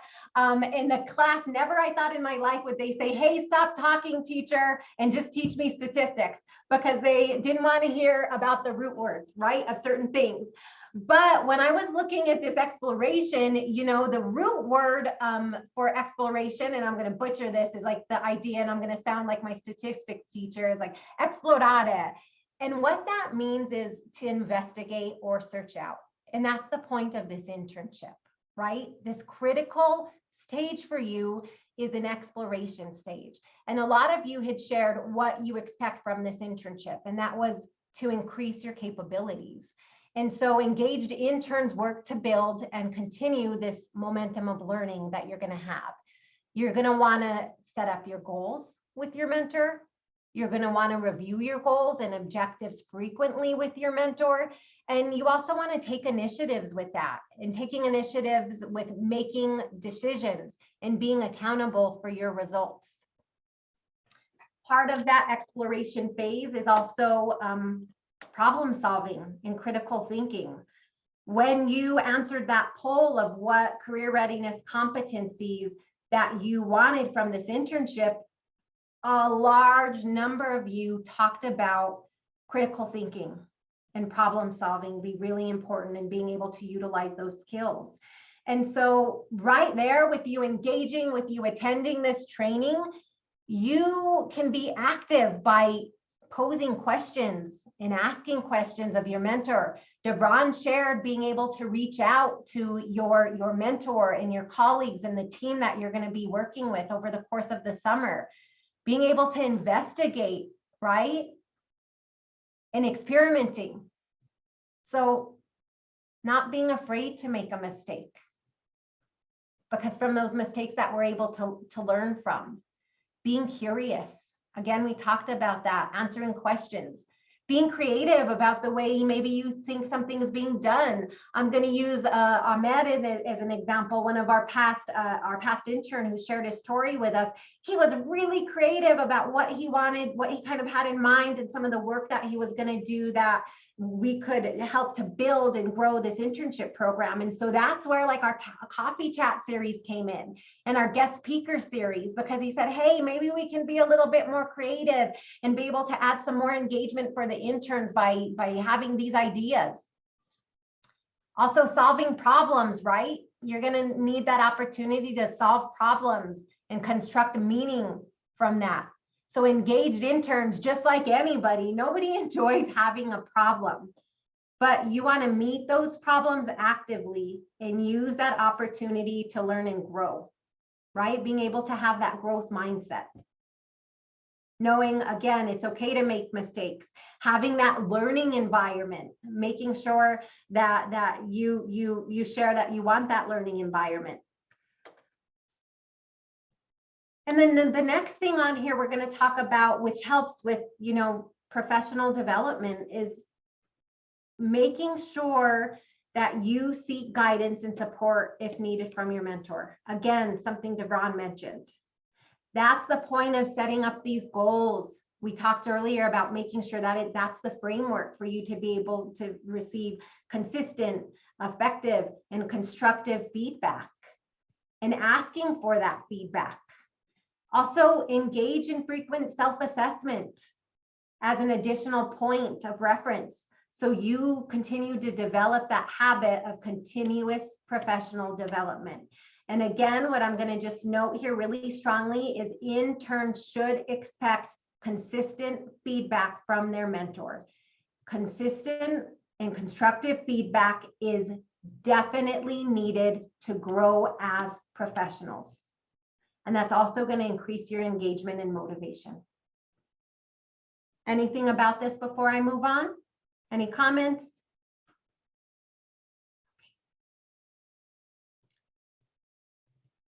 So a lot of you, this was high up there, talked about how professional development was important to you for this internship. That was something, you know, that had been shared last year. And we heard you. And so we are super excited to share with you that you're encouraged to participate, right? We talked just earlier in that experiential learning by doing, and to participate in professional development that's going to help you gain, build upon, and cultivate your soft skills and competencies. So what I'm going to do is talk about some of sources of training and development opportunities that we have planned for you. So the State Personnel Office has what's known as community building sessions and skills building workshops. And so we have, we're excited that we're also going to partner with DWS, like I shared with Rebecca Cisneros from DWS with Career Readiness and what that looks like. So we've scheduled a calendar of events over the course of your internship that will help you grow professionally. And so with these courses, we're going to have, a lot of you talked about your communication skills and that being important. So we have a training called What's Your Communication Style that we're going to have that for interns and mentors as well. So you can recognize what your communication style is and others. So you're able to work together and be able to reach a goal and recognize that, right? To have some of that self-reflection and those interpersonal skills.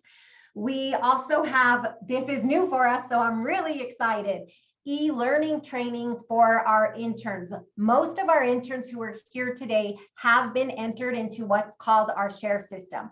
Long story short, what that means is you have an ID to be able to log into what's called ELM. And I'm going to really quickly show you how to do that. And so what we do is we have these courses that you are able to take. These are the same courses that state of employees can take and earn a certificate for your professional development. And so I will get out of here. I'm going to be brave and stop sharing my screen. And escape out of here, Jamie. And I'm going to show you how to get there, okay? So what we are looking at,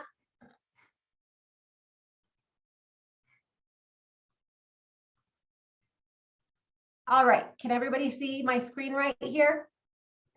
So this is what's called the Share Information Center. This is the easiest way to be able to log into ELM. So you're going to see with what your mentor has trained you, some of you may be entering your own time, some of you may not, but what you're going to log into is this ELM login with the yellow button here.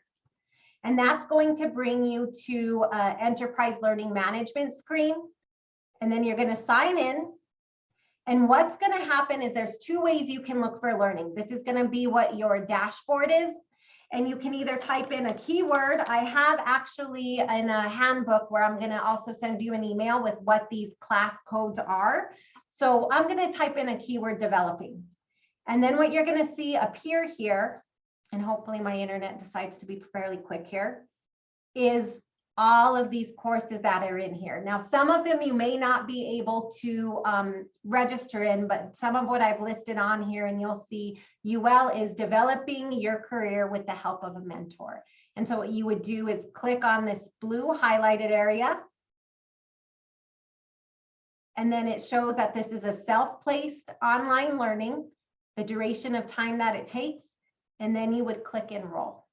And so what's really wonderful about this is once you've completed these e-learning trainings to help you with your professional development, you get a certificate of completion at the end of that. So that's really awesome because then you're able to share with for future internships, future employers that you took these e-learning trainings. And maybe for some of those have shared, you really want to have this internships to be able to have the opportunity for professional development. That can be one of your goals on there. And being at the end, being able to show that you made that goal is here's my certificate of completion. I was able to attend these classes. Okay, I'm going to stop sharing and then share my screen again.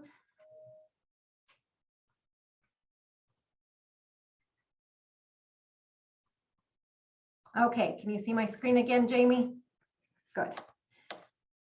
Lastly, we have what's called a virtual guest speaker series. And again, this is the opportunity for your professional development to network with leaders within the state. We have a quite amount of guest speakers we're really excited to have present to you from various state agencies.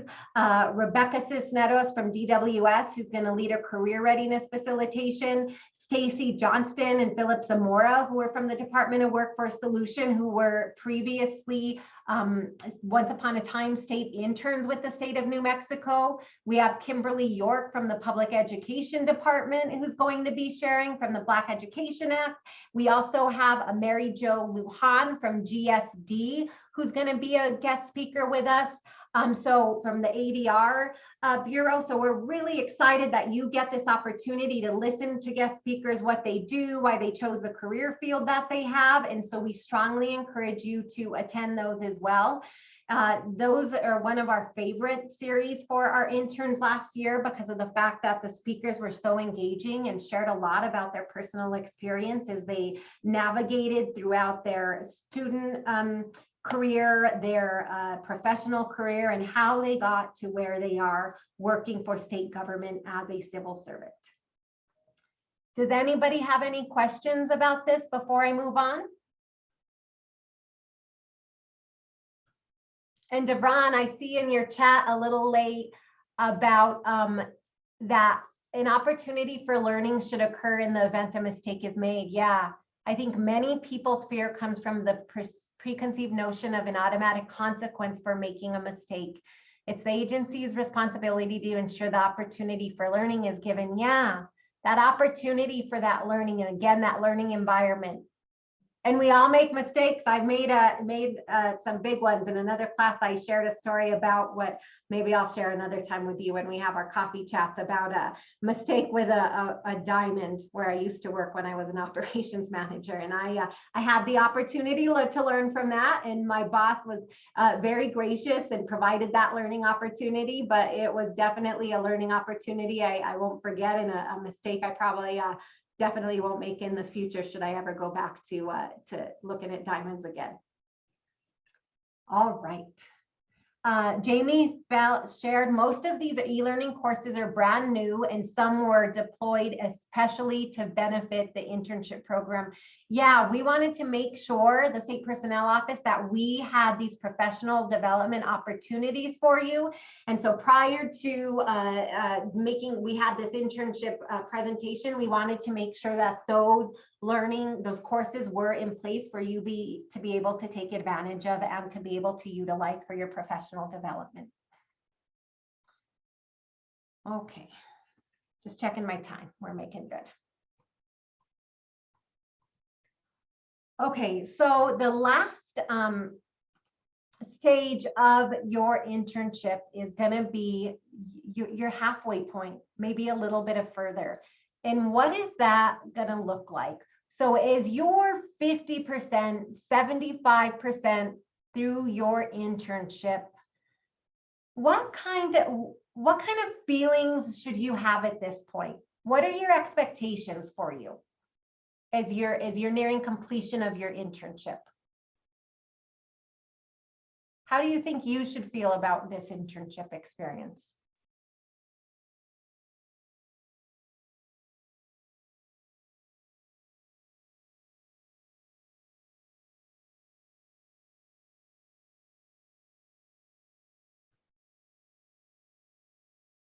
If you have those goals that you set up at the beginning and you're halfway through your internship, yeah, reflecting on what's been accomplished and what skills I've gained.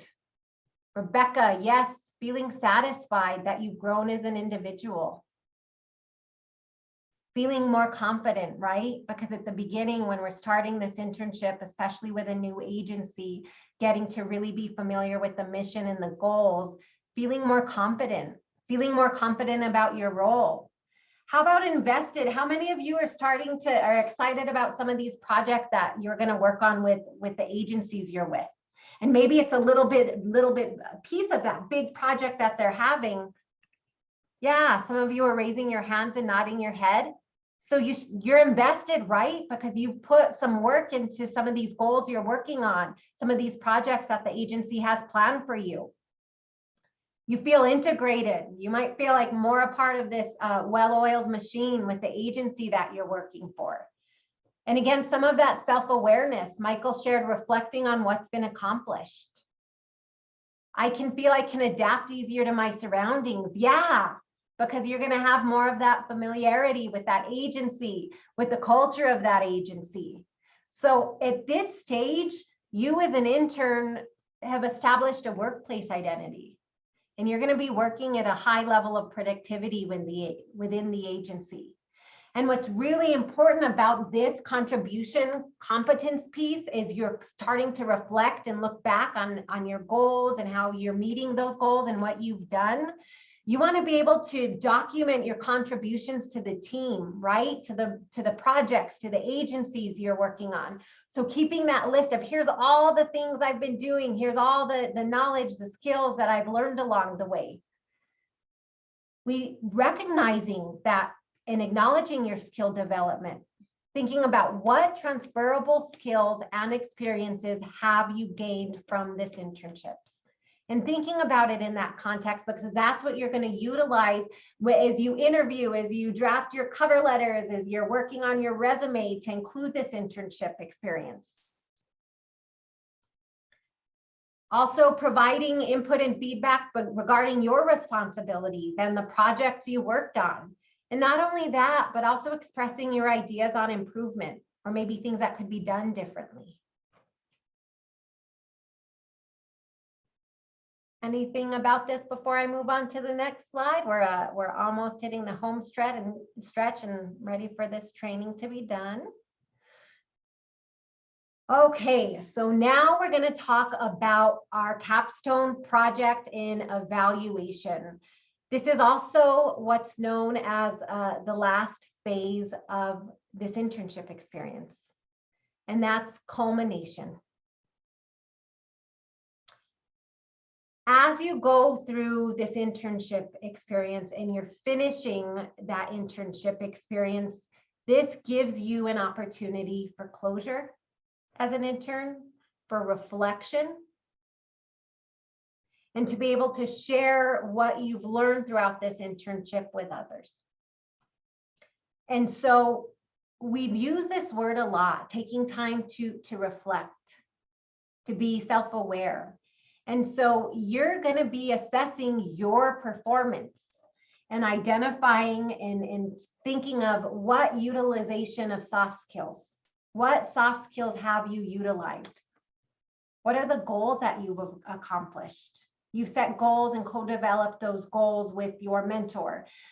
You're having these consistent conversations with your mentor regarding feedback with how you're reaching those goals.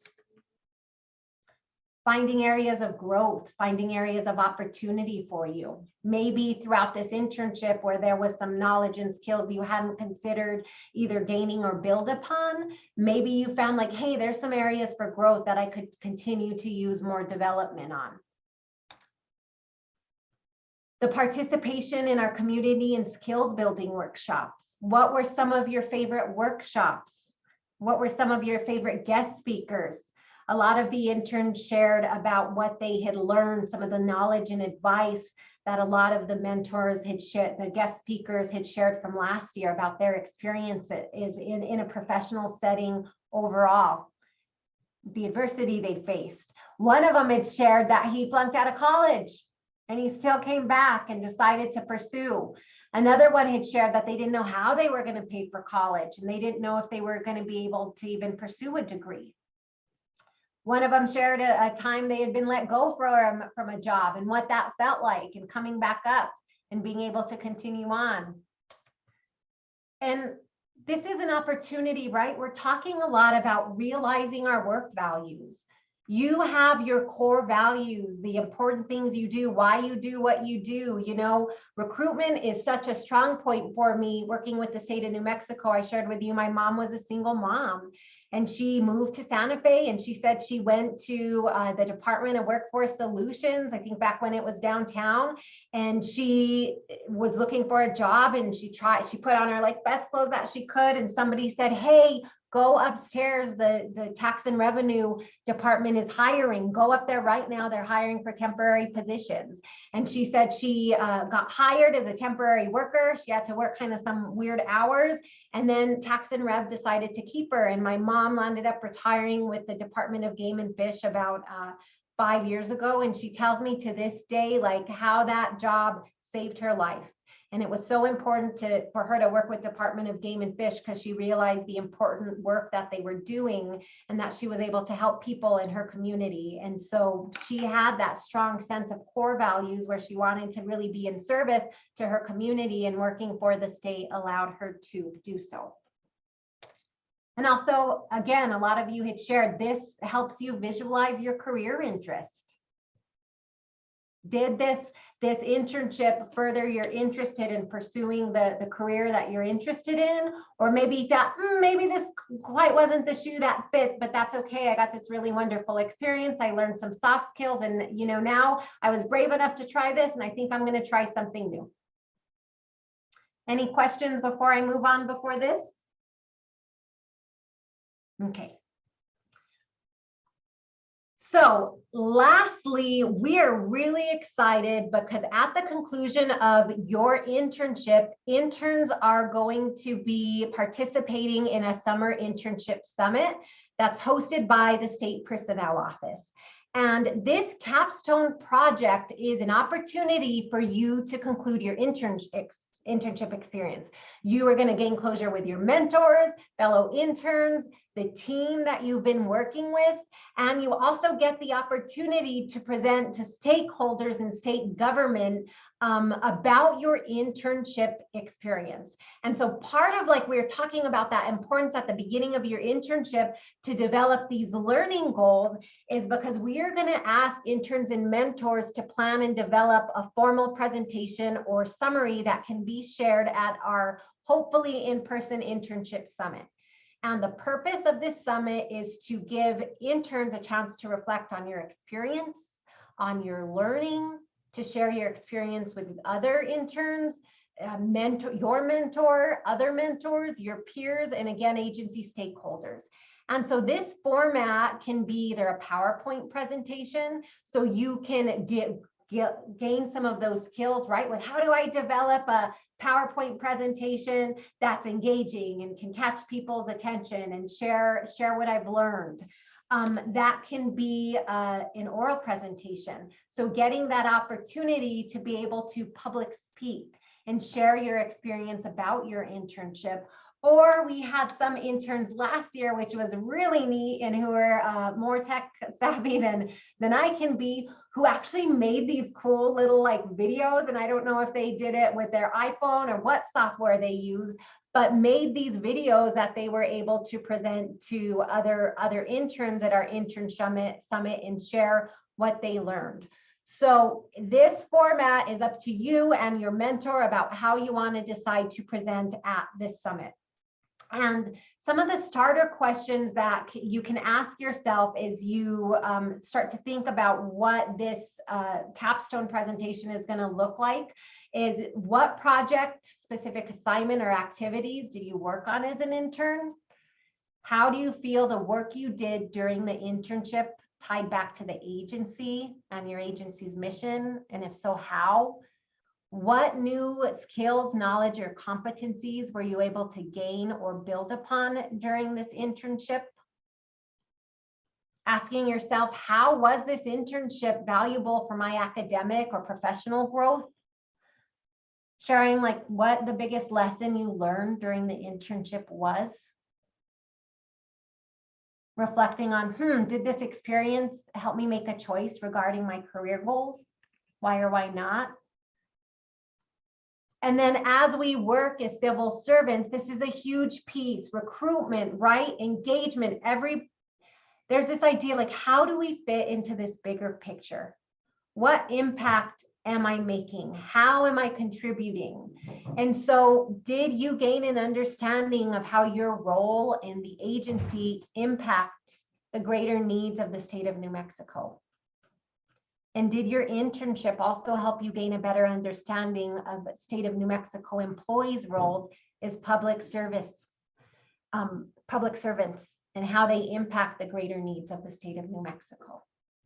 And so what we'll be doing is giving you more information and support as you start to develop this capstone project. And so our interns will be, our state personnel office interns will be reaching out to you to kind of help guide you along the way and provide support to make sure we've got these capstone projects completed and ready for presentation. And we're hoping to have the governor there too. So it's something we're really excited about.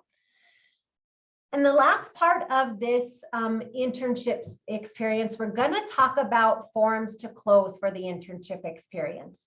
So as the internship experience comes to an end, both the mentor and interns are going to be required to complete final evaluations.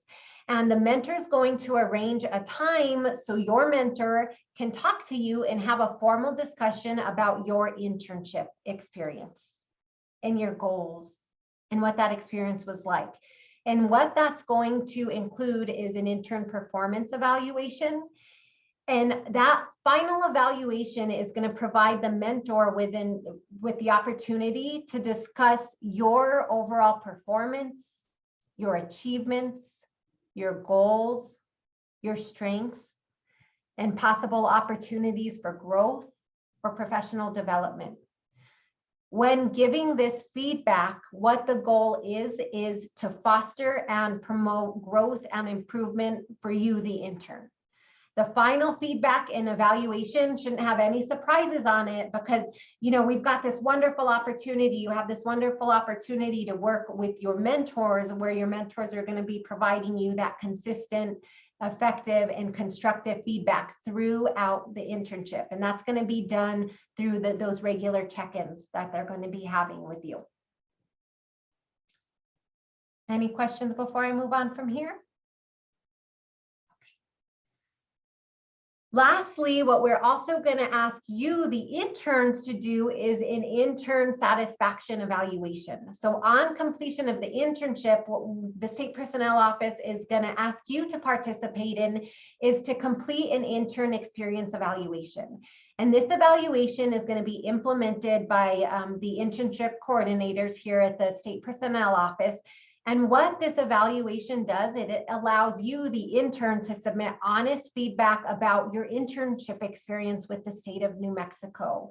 How you felt about the guest speaker series, the professional development opportunities we provided, or if you have any ideas of what we can do to help grow and evolve our internship program. This evaluation is so important because it provides us with insight about the quality of the state of New Mexico summer internship program. And it's a great opportunity for you to be involved and help in the creation of what we can do to improve the program or make changes or keep certain things the same that really resonated with you for last year. 2 more minutes. I'm going to make the mark, guys. That way I don't keep you over. So now what? We've attended this 2-hour training. Thank you guys for being so engaged with this training and sticking with me for 2 hours. So now that this training is over, what's on our agendas? Well, we talked about that importance of making sure you meet with your mentor and discuss what your goals are for this internship. There's been resources that have been provided with you. Maybe there's some technical skills, some hard skills you want to learn. We talked about career readiness competencies with it, which encompasses those soft skills. What are these soft skills? So asking yourself, what are these technical skills or soft skills that I wanted to be able to develop upon? You also, if you've got your share ID, which many of you do, you've been entered in the share system, is to register for the intern ELM trainings that have been specifically deployed in anticipation for this internship program. A lot of you shared that professional development was very important to you in the context of this internship program. So you have an opportunity to be an active participant in your professional development. So I strongly encourage you. We're going to send out an email again today with all the handouts that were dropped in the chat for this class, along with the trainings that are available for you to attend. Review the trainings available on Elm for the internships that we've had deployed. Director Serna shared about the importance of participating in the SPO interns events that we are co-hosting, some of those in collaboration with other agencies like the Department of Workforce Solutions. This is again an opportunity for you to have professional development. A lot of you, when you filled out that survey about what career readiness competencies were important to you, communication was a huge one. So we have a course that's going to be called What's Your Communication Style? That is going to be available next week that you're able to take. As soon as this is over, what we're going to do is email you the calendar of events, both for interns and mentors. That way, you know what the whole month of June, the rest of the month of June and July look like for your training courses. And lastly, you want to start thinking and discussing here at the beginning. You don't have to make any decisions now. You want to go through that internship experience, but start thinking about the format for your capstone project. Consider this as an opportunity to also learn, again, more technical skills and soft skills. Maybe you can start to utilize PowerPoint a little more with helping you develop your presentation. Some of you may be interested in being able to, your communication skills with public speaking. The career readiness competency falls in there too, where we're talking about being able to use technology. So even with this opportunity to develop that capstone projects provides an opportunity for you to gain or build upon or incorporate those career readiness competencies as well. And with that, it is 12:01. I've kept you 1 minute and we are done with our kickoff training. Again, I'd like to thank you all for attending. I know you started, 2 hours is a busy part of your day. So I appreciate engagement you had. What I'm going to do and Michael is going to do, we're going to pop our contact information into the chat. So if you have some questions, we can be a point of contact for you. And with that, I will bid you adieu. You're going to receive an email with our calendar events that we have planned. So you can mark that off on your calendars, as well as all of the materials that were dropped into the chat, the career readiness competencies, the behavioral definitions for NACE. That way that can maybe help you in formatting your goals. And I will stay on for any questions anybody has. Thank you so much. Thank you, mentors, for attending. I appreciate you as well.